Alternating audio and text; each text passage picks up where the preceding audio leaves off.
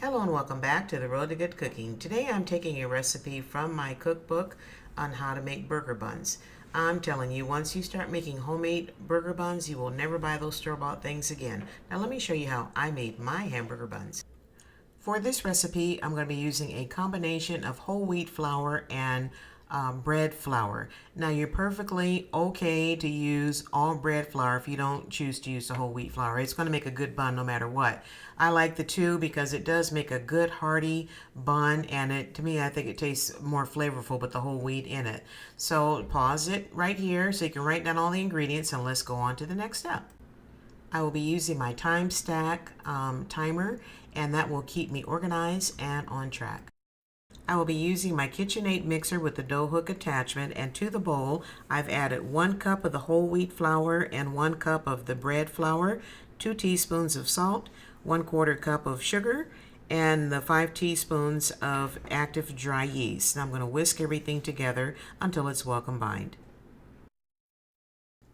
I'm using my Thermapen to test the temperature of my liquids. Now your liquids, you want to make sure that they're right around 125, between 120 and 130. That's a good, safe number. And any hotter than that, you're going to kill your yeast, and then your bread won't rise, and you're going to end up with a bunch of little hockey pucks that you're going to be very unhappy with. So the ordering information for one of these Thermapens is located in the description box below. Check it out. And for the next step, I'm going to add my liquids, my nice warm liquids, slowly to my dry mixture. And you notice I have my mixer on low. If you don't have your mixer on low, you're going to have flour all over the place.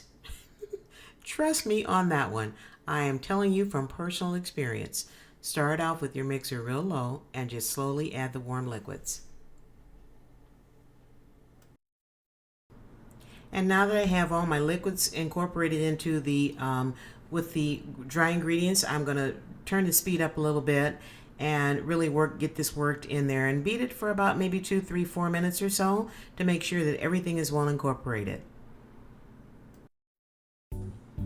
And now that my batter is all well incorporated, I'm going to start adding my eggs, 1 egg at a time, and then just add the first egg, let it whip until it gets well incorporated, and then add the second egg. Don't add them both at the same time.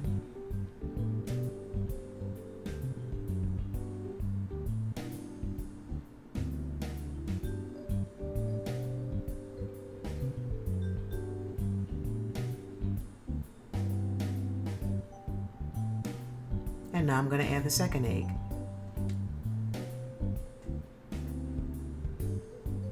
And just whip it until it gets well incorporated before you start on the next step.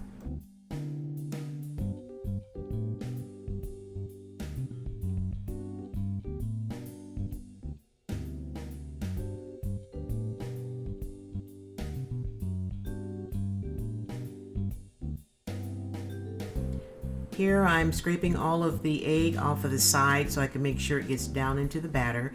And from this point, I'm probably going to continue beating it for another 2-3 minutes just to make sure that everything is well incorporated.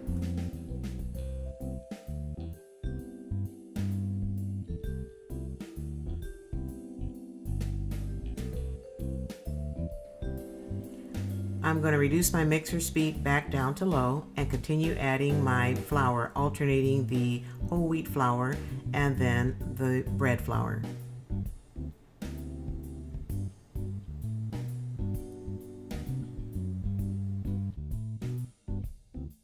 And just take your time with this process. You want to make sure that all the flour is well incorporated.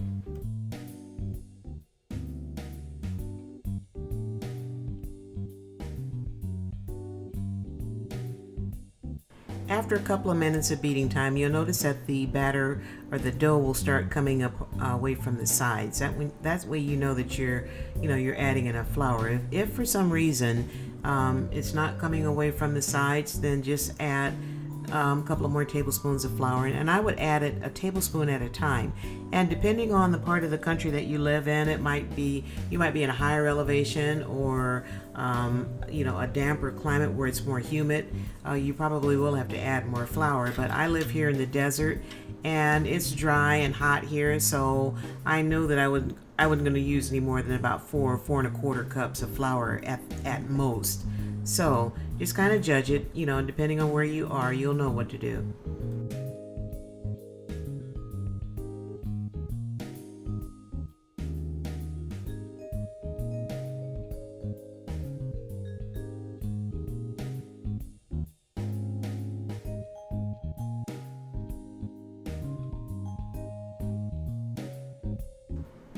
And here I'm adding the last little bit of flour, and you can see that my dough is pretty much coming totally away from the bowl. So I think I'm good to go here.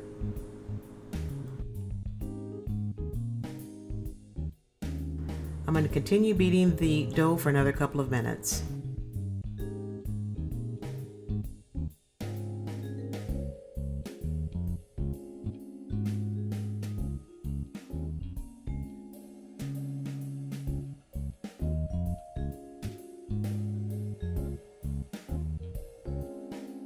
And here's my finished dough, and as you can see, it came out the bowl nice and clean. It's still around the dough hook.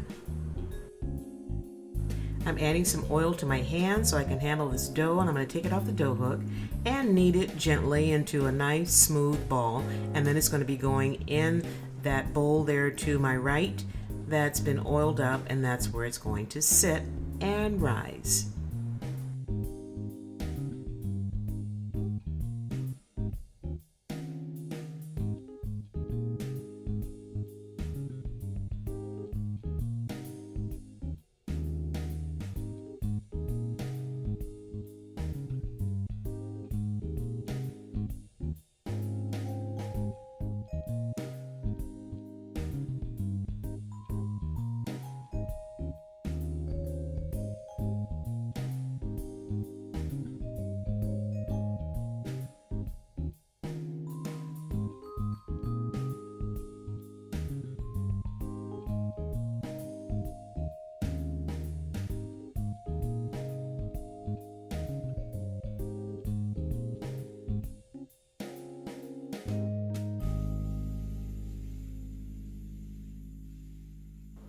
I'm going to cover my bowl with a piece of plastic wrap, and from here it's going to go into a nice warm place so it can rise comfortably, and it's probably going to take about 45 minutes to an hour depending on how warm your house is. Now my house is not very warm because we're right in the middle of the summer here, and it's still pretty warm here in Vegas, so I have the air conditioner on, so my house is relatively cool. So what I'm going to do is take my covered bowl and I'm going to put it in the oven. Now my oven is not on, I just have the light on in the oven, and that will provide a nice warm comfortable place for my bread to rise. And it's probably going to take about 45 minutes to an hour, and I'm going to keep an eye on it when it's doubled in size and I know it's ready. I'm going to set my time stack for 45 minutes, and then I will check my bread in 45 minutes and see if it's ready to punch down. Here's my dough after 45 minutes rising time. Actually, it went about 50 minutes because I got busy doing something else. But I'm going to gently take my fist and punch it down right in the center, and that'll kind of deflate it a little bit, and then fold it over just like so. And from here, I'm going to cut it into 8 equal parts. Now here's my dough. I cut it into 8 equal parts for regular hamburger buns. Now if I were making sliders, I would cut it into 16 equal parts. I rolled my dough in a perfect ball. Now I'm going to take the palm of my hand and smash the ball down so I can get it to the desired size of my hamburger bun. Just like so. Here's another one. Just take the palm of your hand and smash it down, and there you go. Perfect. I took a serrated edge knife and I scored the top of my buns just to cut a couple of lines in it for design purposes only. After I scored some of my buns, I sprayed the tops of all of them with canola oil, and from here they're going back into my proof box, aka my oven, and I'm going to let them rise for a second time, and that's probably going to take about 40-45 minutes or so, maybe less, who knows, and you'll see what they look like in the next step. And here's what my burger buns look like after the second rising. It took about 35-40 minutes. And I have my oven preheating to 350 degrees. I'm going to put them in the oven and bake them for about 12-15 minutes or so.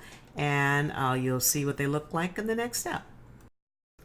Okay, here's the finished product. I had to take a bite just to make sure that it tastes okay.